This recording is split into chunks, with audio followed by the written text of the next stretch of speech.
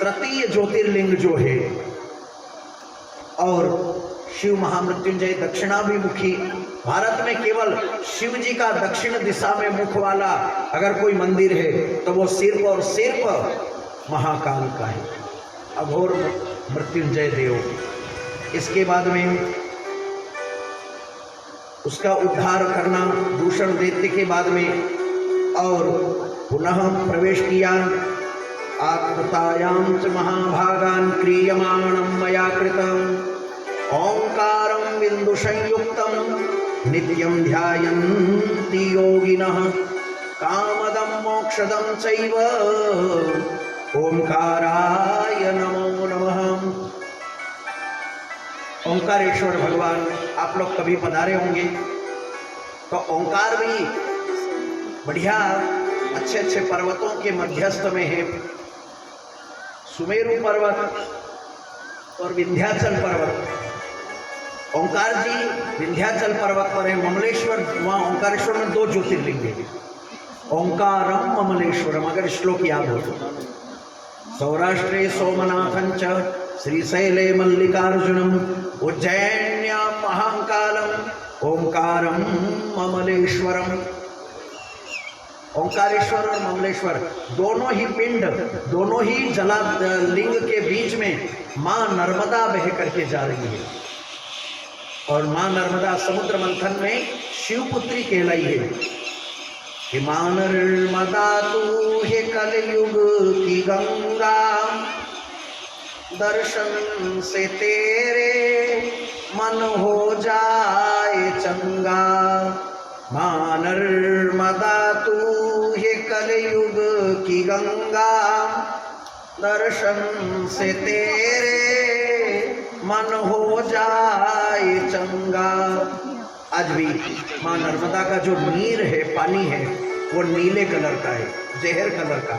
जहर नीला था ना, भगवान भोलेनाथ का कंठ नीला हो गया था, इसीलिए शिव जी को नीलग्रीव कहते, नीलकंठ महादेव।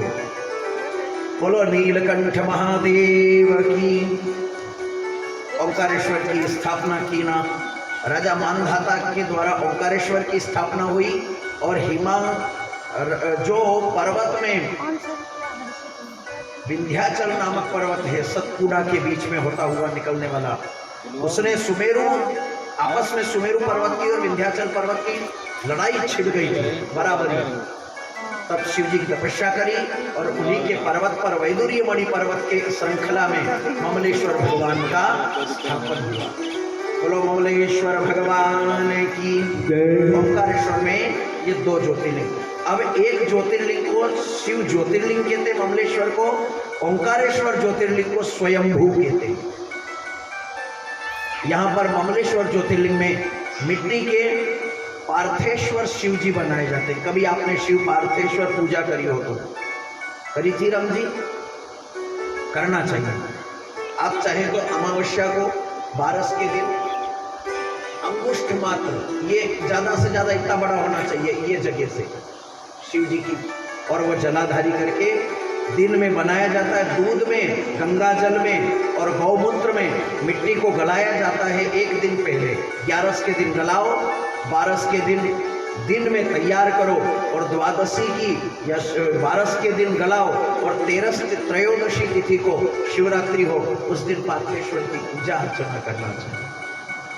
आप 21, 108, 1100 जितने भी शिवलिंग बना करके पंडित को बुला करके, या आप स्वयं को याद हो, तो उस विधि पूर्वक शिव पार्थेश्वर पूजा अर्चना सायंकाल में करना चाहिए। प्रदोष काल में दिन में बना लो, एक दिन पहले गला लो। गौनीत, गंगाजल और दूध में मिट्टी को गलाई जाती है। गलाने के बाद में ढक करके रख दो। दूसरा है राम जी, तो बढ़िया प्रेम से शिव जी का निर्माण 3 बजे तक, और फिर अभिषेक।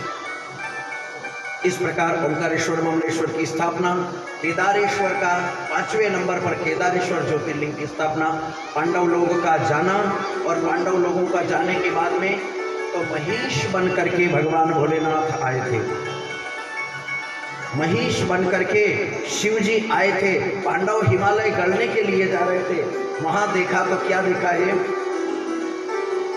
महिष बन करके आए शिव, तो प्रार्थना करी और भीम पकड़ने लगा पूंछ, तो पूंछ पकड़ी, सिर पकड़ा, सिर पकड़ा, और पांडवों ने पूंछ पकड़ी, तो सिर पूर्वाभिमुखी था। पूर्वाभिमुखी होने से जो धड़ और सिर था वो टूट करके नेपाल में जा छिटका, जिससे पशुपतिनाथ भगवान की स्थापना हुई। और धड़ जो था वो केदारनाथ भगवान का हुआ। अभिषेक पूजन अर्चन किया केदारेश्वर भगवान का। इसके बाद में एक और बड़ी बात यह है केदारेश्वर ज्योतिर्लिंग की, आप 50 क्विंटल टन घी भी चढ़ा दोगे मूर्ति के ऊपर, 50 क्विंटल घी चढ़ा दोगे तो भी एक बूंद घी भी नीचे नहीं आएगा। वहाँ विशेष करके घृत का ही अभिषेक होता है।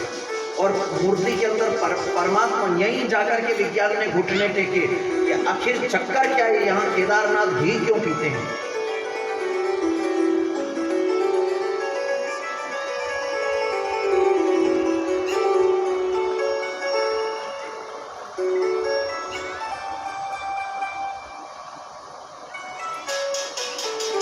बोलो राजा रामचंद्र भगवान की।